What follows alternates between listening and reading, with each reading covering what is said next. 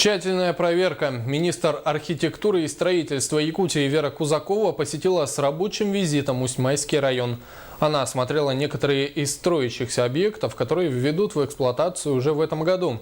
Среди них детские сады, школа, спортивные объекты и жилые дома. Юрий Таюрский продолжит. В Усть-Майском районе строится в этом 2015 году много объектов по различным республиканским и муниципальным программам. Особенно большое строительство ведется в районном центре поселка Усть-Майя. Администрация района пригласила для осмотра важных для района объектов министра архитектуры и строительного комплекса Веру Кузакову, которая, в первую очередь, осмотрела строительство Усть-Майской средней общеобразовательной школы. В этом году подрядная организация ООО «Кинг-95» завершит работы по возведению коробки здания. Значит, на следующий год работы будут продолжены. Мы планируем, и деньги в инвестиционном бюджете предусматриваются средства на завершение. Это отделочные работы, спецработы и так далее.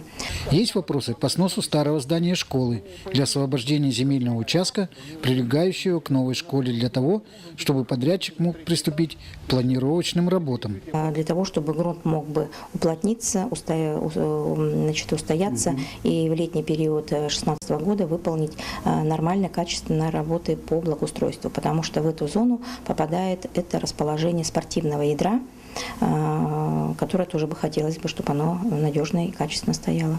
Кроме школы, Вера Алексеевна проверила возможность передачи культурного центра «Досуг» под детский сад «Якорек», технические характеристики этого помещения и прилегающей территории под детскую площадку детсада. Юрий Таюрский, Тимур Канаев, НВК СХ, Усть-Майский улус.